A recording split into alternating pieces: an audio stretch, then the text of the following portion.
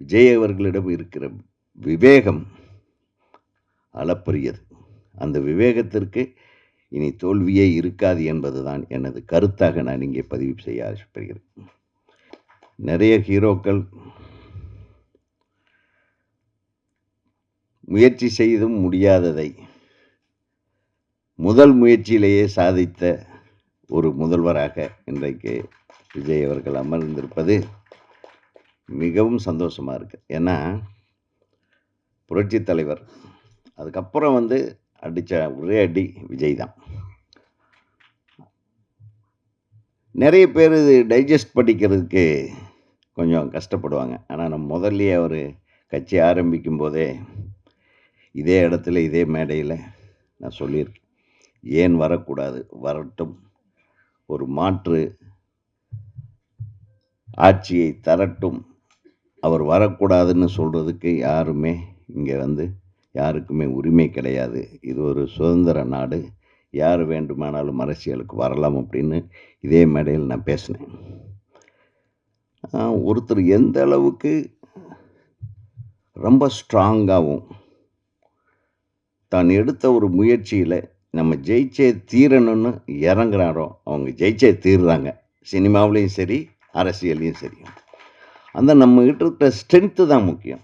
அந்த ஸ்ட்ரென்த் நமது முதல்வர் அவர்களுக்கு ஒவ்வொரு நாளும் அதிகமாகி கொண்டிருக்கிறது. ஜெயிக்கிறது மட்டுமல்ல, மற்றவங்க என்னென்னலாம் பண்ணுவாங்கன்றதுலையும் தெரிஞ்சுக்கிட்டு அதுக்குண்டான வேகமாக அதை புரிஞ்சிக்கக்கூடிய ஒரு பக்குவத்தை ஒவ்வொரு நாளும் அவர் அடைந்து கொண்டிருப்பார். நிச்சயமாக இன்னும் ஒரு 2 தலைமுறைக்கு அவர் இந்த ஆட்சியிலே இருப்பார் என்று நான் உறுதியாக கூறுகிறேன். உண்மையை சொல்கிறேன். ஏன்னா அந்த வயது இருக்கிறது, அந்த வேகம் இருக்கிறது, அற்புதமான விவேகம் இருக்கிறது. யாரும் எதிர்பார்க்காத ஒரு விஷயம் விஜய் அவர்களிடம். அடுத்ததாக மிகச்சிறந்த இயக்குனர், பாடலாசிரியர். உங்களுக்கு நானே நிறைய ஃபங்க்ஷனில் விதவிதமாக இன்ட்ரடக்ஷன் கொடுத்துருக்கேன் சார். 90s 80s கிட்ஸை இன்னும் இன்ஸ்பயர் பண்ணிகிட்ருக்கீங்க. அடுத்ததாக ஜென்சி ஆல்ஃபா வரைக்கும் இன்ஸ்பயர் பண்ணிகிட்ருக்கீங்க. இப்போ கூட பந்தியில் இலை போட்டு சாப்பிட்றப்ப லைட்டாக அல்பத்தனமாக இப்படி திறந்து பார்க்கக்கூடிய ஒரு பழக்கத்துலேருந்து எங்களால் 90s கிட்ஸ் எங்களால் மீண்டு வர முடியாத அளவிற்கு தாக்கத்தையும் ஏற்படுத்தியிருக்கிறீங்க. இந்த இடத்துல உங்களுடைய விஷஸ் எங்களுக்கு கண்டிப்பாக வேணும். இயக்குனர் ஆர்வி உதயகுமார் அவர்கள்.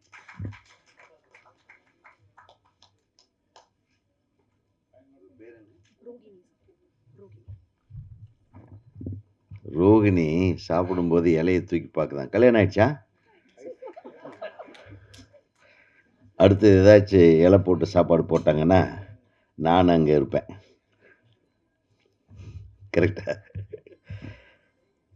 நான் பெரிதும் நேசிக்கிற பத்திரிகை நண்பர்களே, அண்ணன்மார்களே, என்னோடு பயணிக்கும் பருவத்தம் தலையாடிட்டே இருக்கான், கேட்குற மாதிரி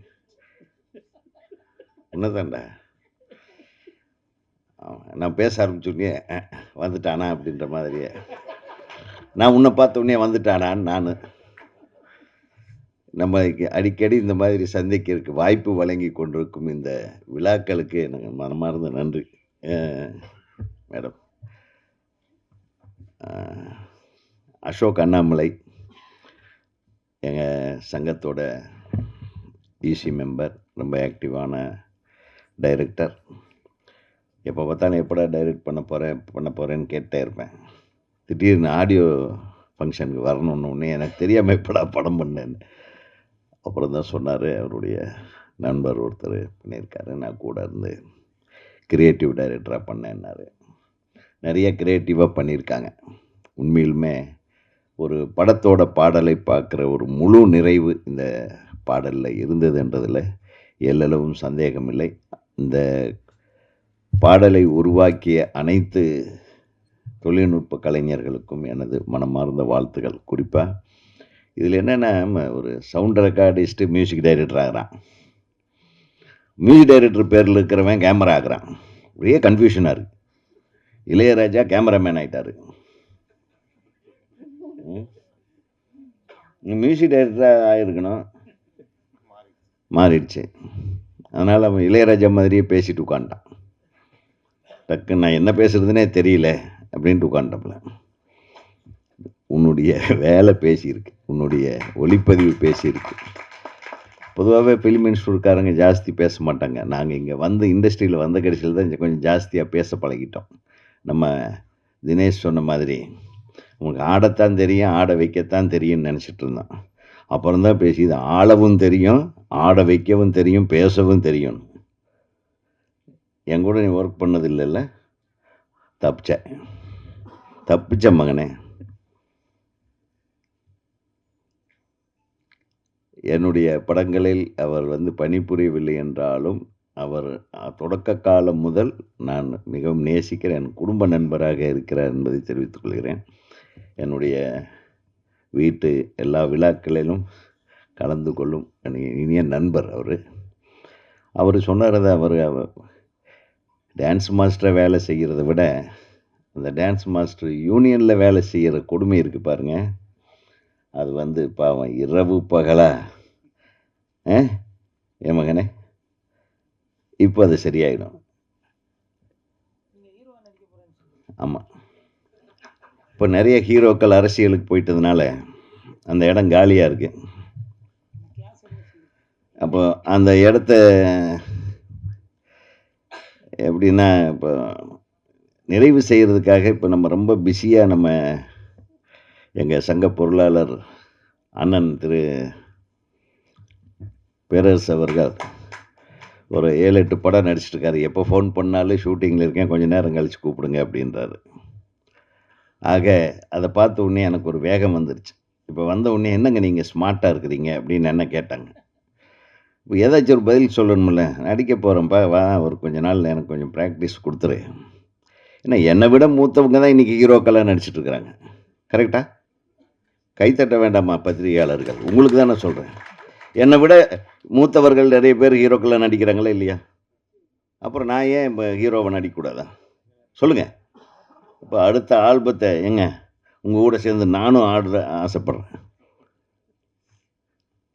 பண்ண வேண்டியது தானே. All the best. முதல்ல ஒரு நல்ல படம் பண்ணுங்க. அந்த படத்தில் நம்ம மாஸ்டர் நல்லா யூஸ் பண்ணுங்க.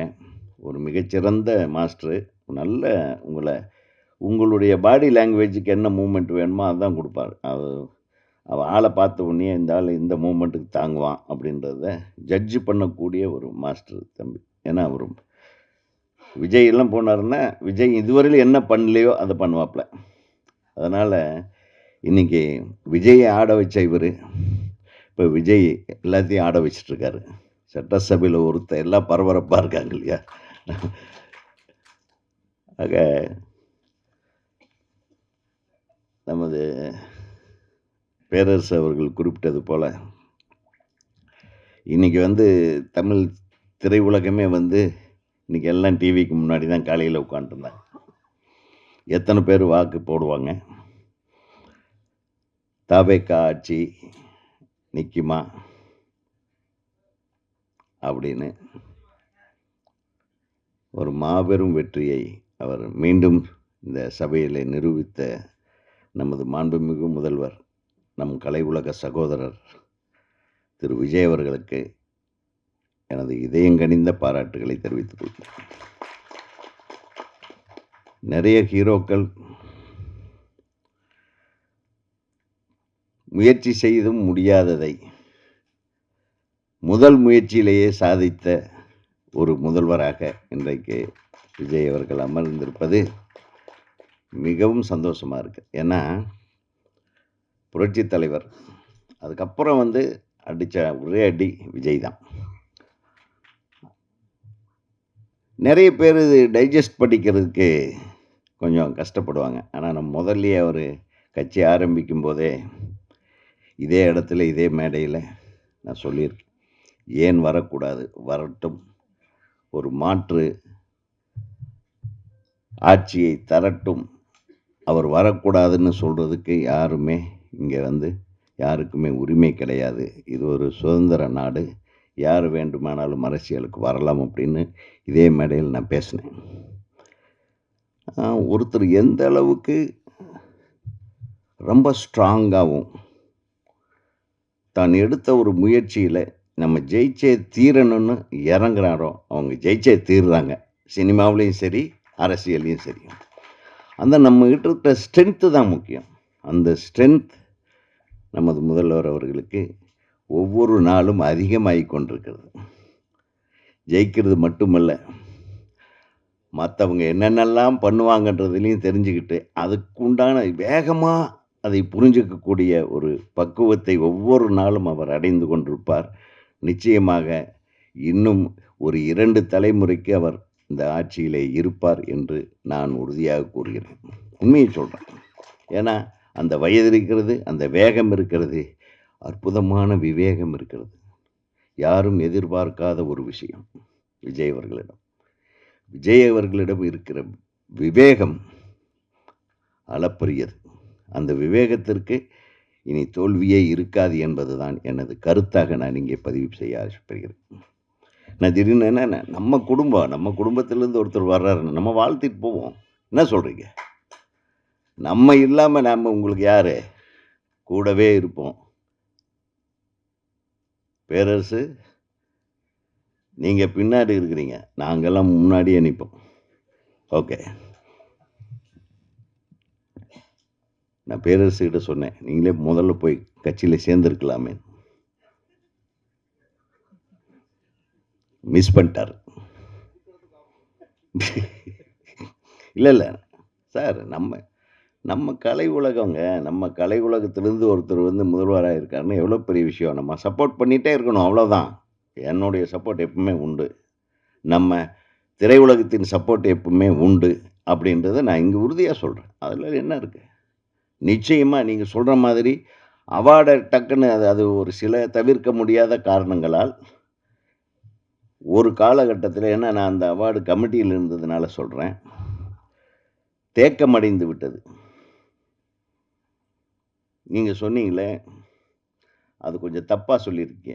இன்னொருத்தர் ஆட்சியில் இருக்கும்போது கூட அது தடைப்பட்டு ஒரு 3-4 ஆண்டுகள் நிறுத்தி வைக்க, அதுதான் முதல்ல நடந்தது. அது ஏதோ ஒரு பிரச்சனையினால் அந்த மாதிரி நிறுத்தி வைக்கப்பட்டது.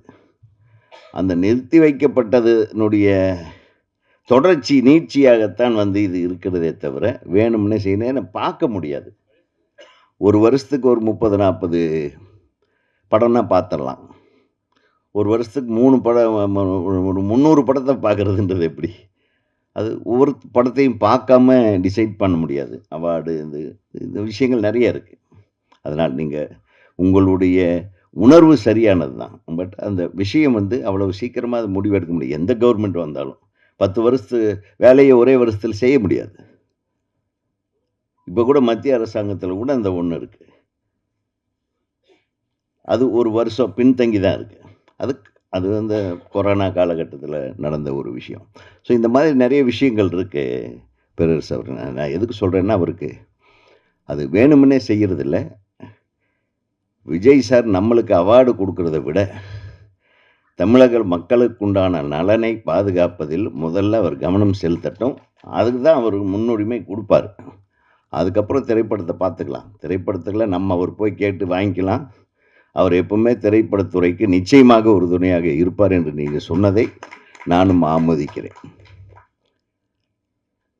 இப்போது நம்ம நல்லா யோசனை பண்ணி பார்த்தோம்னா நிறைய படங்கள் எடுத்துக்கிட்டு இருந்தோம். எல்லாரும் வருவோம், எல்லாரும் படங்கள் பார்ப்போம். படத்தோட ஆடியோ ட்ரெய்லர் ரிலீஸ் கூட ரொம்ப நாள் ஆச்சு. நம்ம இப்போ போனால் போகுதுன்னு, வாங்கய்யா நீங்களாம் சும்மா இருக்கிறீங்களே அப்படின்ட்டு ஒரு சாங் ரிலீஸுக்கு கூப்பிட்ருக்காங்க இல்லையா? ஒரு பாடல் ஆல்பம் ரிலீஸ் அளவுக்கு வந்துருச்சு, குறைஞ்சிருச்சு. நான் சொல்ல வரேன் கரெக்டாக. நிறைய ஒவ்வொரு வாரத்துக்கு 2-3ன்னு நடந்துட்டு இருந்தது. திடீர்னு காணோம். இந்த கிட்டத்தட்ட ஒரு 2 மாதமாக நான் எந்த ஆடியோ ரிலீஸுக்கும் போகல. நீங்கள் ஏதாச்சும் போயிருக்கீங்களோன்னு தெரியல. நீங்களும் இல்லையா? ஐயோ பாவம், நம்மளை தான் கூப்பிடலன்னு பார்த்தா உங்களையே கூப்பிடாம விட்டாங்க போல. அப்படின்னா எவ்வளவு மோசமாக இருக்குது பாருங்கள் திரையுலகம். அதான் தெலுங்கு இண்டஸ்ட்ரி நல்லா இருக்குது சார், மலையாள இண்டஸ்ட்ரி சூப்பராக இருக்குது, கன்னடா இப்போ நம்பர் 1 பொசிஷனுக்கு போயிட்டுருக்கு. இருக்கிற படங்களும் பிரம்மாண்டம், அது ஓடக்கூடிய பிரம்மாண்டங்கள். இங்கே ஓடாத பிரம்மாண்டங்களை எடுத்து இருக்கிற படங்களையும் இருக்கிற தேட்டரையும் இருக்கிற மக்களுடைய உணர்வுகளையும் டோட்டலாக காலி பண்ணிட்டாங்க. ஒரு நல்ல கண்டென்ட் எடுத்து அளவான செலவில் சிறந்த படங்களை கொடுக்கும் இயக்குனர்கள் குறைவாயிட்டாங்க. அந்த நல்ல இயக்குனர்களை பயன்படுத்தும் தயாரிப்பாளர்களும் குறைந்து விட்டார்கள். நல்ல இயக்குனர்களை தேர்ந்தெடுக்கிற பெரிய நடிகர்களும் இல்லை. இதுதான் இந்த 3 விஷயம் தான். இந்த 3 விஷயத்தையும் சரி பண்ணா நம்மளும் பிஸியா இருக்கலாம். நீங்களும் பிஸியா இருக்கலாம். ஜனங்களும் பிஸியா படம் பார்ப்பாங்க. தியேட்டரெல்லாம் அருமையா இருக்கு. தியேட்டர்லயும் எல்லாமே விக்கிறாங்க. எல்லாமே சாப்பிடலாம். காசு கூட செலவு பண்ணி சாப்பிட ரெடியா இருக்காங்க. போய் பார்த்தா உட்கார்ந்து பார்த்தா ஒர்த்தா இருக்கிற படம் எடுக்கிறோமா? அப்படின்றது கொஞ்சம் சிந்திக்கணும். ஒர்த்தா இருந்தா அது நிச்சயமா கொண்டாடுவாங்க. அந்த மாதிரி கொண்டாடி கொண்டிருக்கிறார்கள் ஆந்திராவிலும், கர்நாடகத்திலும், கேரளாவிலும். கேரளாவுல இன்னும் அதே மாரி தாங்க. சிம்பிளா ஒரு 25 நாள்ல படம் எடுத்து எல்லா நடிகர்களையும் ஒரே இடத்துல கொண்டு போய் டம்ப் பண்ணிடுறாங்க. இரவு பகல்னு பார்க்காம எப்போ கூப்பிட்டாலும் ரூம்லேருந்து வந்து நடிச்சுட்டு போகணும். அவன் சீக்கிரம் பட்ஜெட்டுக்குள்ள படத்தை முடிச்சிடுறாங்க.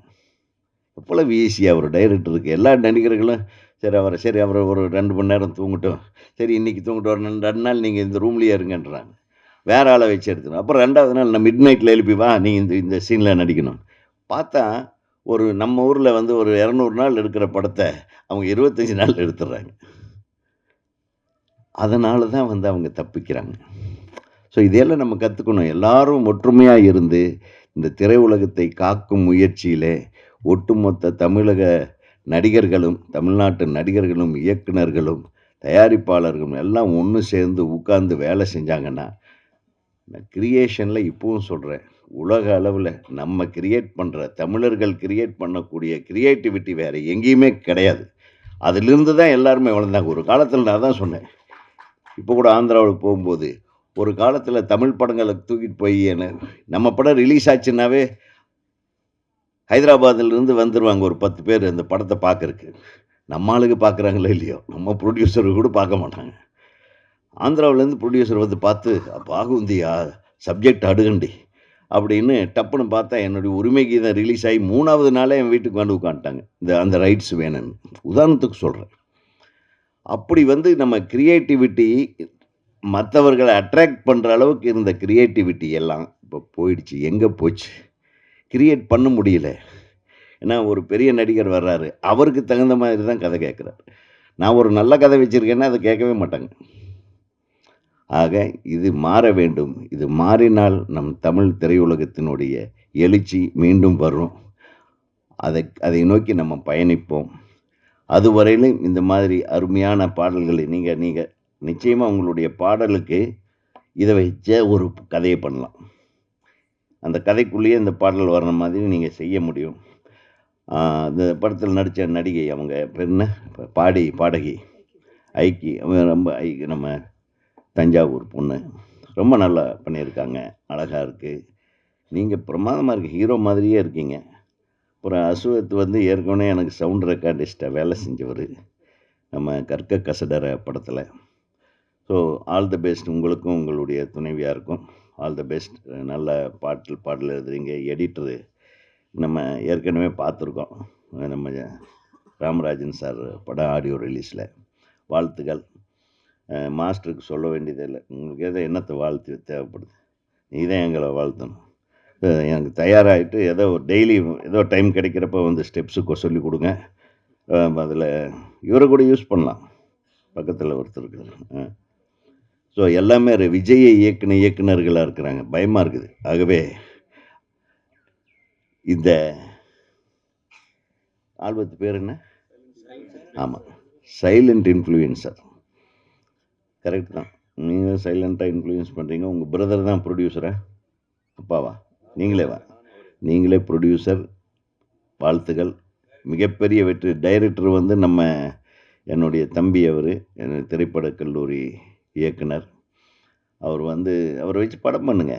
எல்லாம் மிரட்டிடுவாங்க. அவரையும் இளையராஜா காம்பினேஷன் போட்டு மீண்டும் அஸ்வத்தை ஒரு இளையராஜா காம்பினேஷன். இந்த இளையராஜாவை சொல்கிறேன். அவர்கள் ஆமாம், அவன் இசையமைப்பாளர் அஸ்வத்தை வச்சு நீங்கள் ஒரு படத்தை மிக கூடிய விரைவில் தயாரிக்க வேண்டும். அந்த தயாரிப்பில் நாங்களும் ஏதாச்சும் கொசுறு வேஷத்தில் நடிக்கிறோம். இப்போ 2 பேர் இருக்கிறோம். லாரல் ஹாடி மாதிரி. யார்? நான் பேரரசு. கொசுருக்கு இன்னும் 2 பேர் இருக்காங்க. அது எங்களுக்கு அவங்களையும் கூப்பிட்டுக்கலாம். இல்லை அவங்க படம் டைரக்ட் பண்ணிட்டு, ஏன்னா நாங்கள் அவங்கள டார்ச்சர் பண்ண வேண்டும். ஸோ மிகப்பெரிய ஒரு வெற்றி ஆல்பமாக இது வெளிவர வேண்டும்.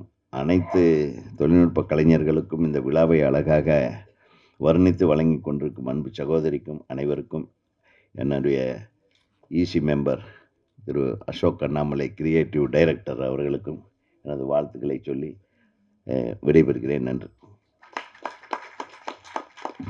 சாரே ஒரு நிமிஷம் சைலண்ட் இன்ஃப்ளூயன்சர் ஆகிட்டார். நான் அடுத்த கட்டத்தில் வந்து நடிக்கிறதுலாம் ரொம்ப பிஸியாக இருக்கணும் அப்படின்னு சொல்லிட்டு வாங்க சார். பண்ணிக்கணும். புதிதாக பொறுப்பேற்றிருக்கும் தமிழக முதல்வர் ஜோசப் விஜய் அவர்களுக்கு எங்களது மனமார்ந்த வாழ்த்துக்களை தெரிவித்துக் கொள்கிறேன். இல்லை, எங்கள் தளபதி விஜய் சாருக்கு வாழ்த்துக்களை தெரிவிச்சுக்கிறோம். Thank you so much.